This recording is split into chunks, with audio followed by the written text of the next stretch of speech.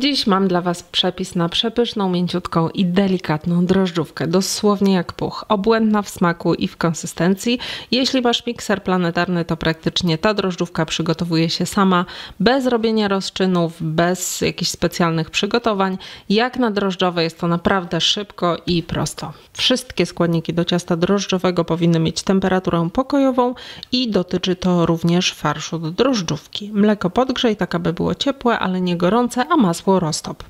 Do misy miksera dodaj przesianą mąkę, cukier i sól i całość wymieszaj. W oddzielnej misce wymieszaj razem ciepłe mleko, pokruszone świeże drożdże lub drożdże suszone i żółtka. Następnie całość przelej do mąki z cukrem i solą.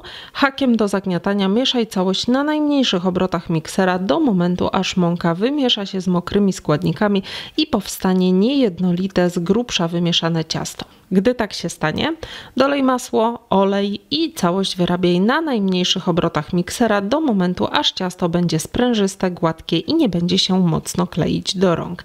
Mikserem planetarnym, licząc od dodania mokrych składników do mąki, całość powinna zająć 25 do 30 minut. Przypominam, że ciasto to wyrabiam na najniższych dostępnych obrotach miksera.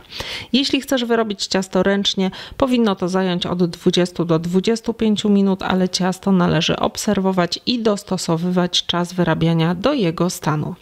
Gotowe ciasto przykryj ściereczką i odstaw do wyrastania na godzinę, maksymalnie godzinę 15 minut. W międzyczasie przygotuj farsz do drożdżówki. 350 g sera tłustego dobrej jakości, może być w kostce, w krążku, 2-3 łyżki cukru, to do smaku, cukier waniliowy, wanilinowy bądź ekstrakt waniliowy. Ja używam domowej wersji cukru waniliowego i jedno jajko S lub M. Jeśli nie masz małego jajka, wbij duże jajko do szklanki, wymieszaj całość i dodaj 2/3 powstałej masy do farszu. Resztę możesz zużyć do posmarowania wierzchu drożdżówki. Składniki farszu zblenduj razem blenderem ręcznym na gładką masę. Jeśli nie posiadasz blendera, najpierw przetrzyj ser przez sito, a następnie dodaj pozostałe składniki i całość wymieszaj. Jeżeli chcesz, aby farsz przylegał do ciasta, użyj sera dobrej jakości, tłustego, kremowego. Większość serów z wiaderka niestety tutaj się nie sprawdzi. Kiedy ciasto wyrośnie, otwartą dłonią przyciśnij je do dna miski, aby je nieco odgazować. Następnie wyjmij na omączony blat lub stolnicę i lekko zagnieć. Całość podziel na 4 równe części, z każdej uformuj okrągłą bułeczkę i odstaw na bok. Kawałek ciasta najwcześniej uformowany rozwałkuj w podłużny placek długości około 30-35 cm i szerokości 15-18 cm.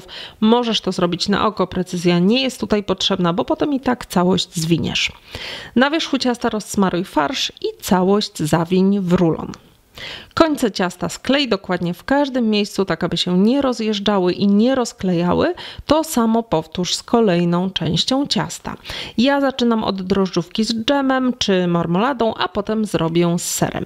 Jeśli zależy Ci na tym, aby farsz nie odstawał od ciasta i nie tworzyły się w nim kieszenie powietrza w środku, użyj dobrze wysmażonego dżemu czy powideł bez pektyny. Dżem musi być twardy i dobrze odparowany, czyli po prostu nierzadki. Jeśli nie masz takiego dżemu, kup marmoladę. Ja miałam miękką, ale wydaje mi się, że twarda też się da tutaj rozsmarować na tym cieście. Tylko zwróć uwagę na jej skład. Nie powinno być w niej nic poza owocami i cukrem, to byłoby wręcz idealnie, ale mogą się w niej też znaleźć regulator kwasowości i konserwant. Natomiast nie może być w niej żadnej dodatkowej wody, pektyny czy zagęszczaczy. Pomijając kwestie zdrowotne, z tymi składnikami masz dużą szansę, że ciasto odstanie od farszu. Po zawinięciu obu części ciasta sklej dokładnie końce obu rulonów. Następnie opleć jeden z drugim jak sznur. Całość sklej z drugiej strony i przełóż na papier do pieczenia. Papier powinien dobrze zachodzić na boki ciasta, dzięki czemu łatwiej będzie je przenieść do blachy i oddzielić drożdżówki w trakcie pieczenia.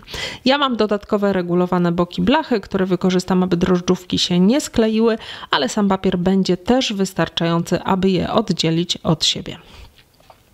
Wszystkie czynności powtórz z pozostałymi częściami ciasta, nadziewając je tym razem farszem serowym.